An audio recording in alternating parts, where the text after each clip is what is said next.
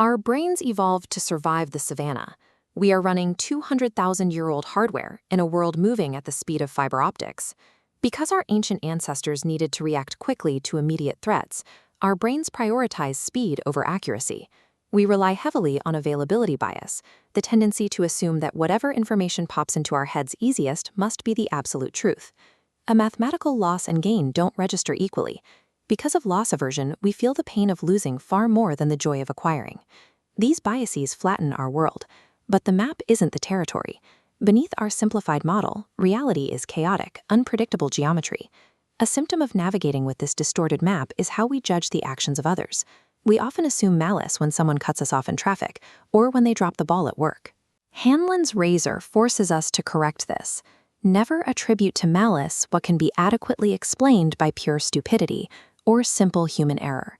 Relying entirely on our default intuition in a modern, hyper-complex system often leads to avoidable mistakes. To close the gap between our flawed perception and reality, we have to manually patch our cognitive bugs using structured mental models. The modern world floods us with a continuous stream of noisy data, but it carefully hides its failures. When a business goes bankrupt or a strategy collapses, it quietly disappears from public view. When failure data points fade out, we're left staring at an isolated cluster of successes, survivorship bias. To cut through this illusion, apply first principles thinking. Strip away assumptions to undeniable facts. Then use Occam's razor. Stick to the simplest, cleanest line of logic.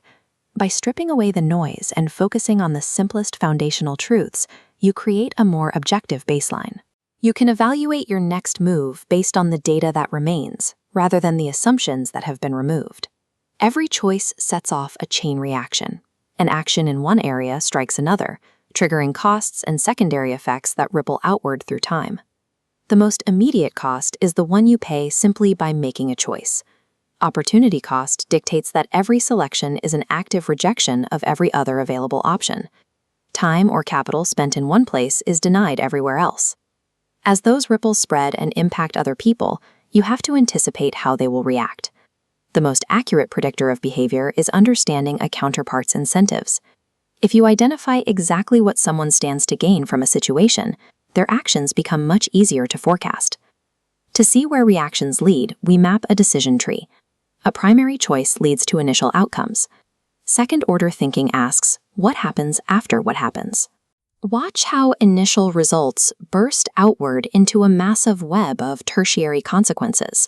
Forcing yourself to evaluate rejected options, uncover hidden incentives and cascading effects helps you map the potential outcomes before they arrive. While it doesn't remove the inherent unpredictability of the world, it ensures that your own choices are less likely to produce results that catch you off guard. In high-stakes environments, whether it's surgery or engineering, chasing success is secondary to preventing ruin. A single unexamined blind spot can be catastrophic, so the focus shifts to defensive planning. This timeline illustrates a protective technique called inversion. Instead of planning how to succeed, you start at a catastrophic failure and work backwards. By imagining the exact steps that would lead to destruction, you identify the specific precursor traps you need to avoid today. One of the most common traps is stepping outside your circle of competence. This model requires an honest assessment of the boundary between the things you genuinely understand and the things you only think you understand. Knowing where your expertise stops is often more valuable than the expertise itself. But even inside your circle of competence, human error is a factor. This blueprint shows the solution, a margin of safety. Engineers build a reinforced buffer zone below the theoretical load limit. By building intentional redundancies into your plans, you ensure that a miscalculation or an unexpected shift in conditions isn't fatal. Resilience in high-stakes environments doesn't require perfection. It comes from structuring your decisions so that even if a part of the plan fails, the overall system remains intact. On the scale of an entire lifespan, the effect of using these models becomes visible. A small correction today creates a slight divergence. Over decades, those paths separate by an immense distance. This bar chart visualizes the Pareto principle.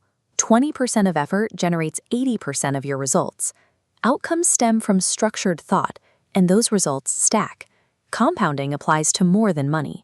As accurate choices build, the cumulative benefit shoots upward, outpacing linear effort. You begin to operate with greater clarity. Instead of reacting emotionally to a noisy world, you parse information against a set of reliable rules, leading to choices that are more likely to align with your long-term goals. Ultimately, this structured approach serves regret minimization.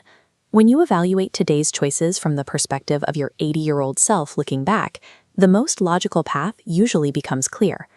Mental models are the tools required to bypass flawed human programming. By adopting them, you build the framework for better choices and help ensure your life is defined by deliberate decisions rather than avoidable error.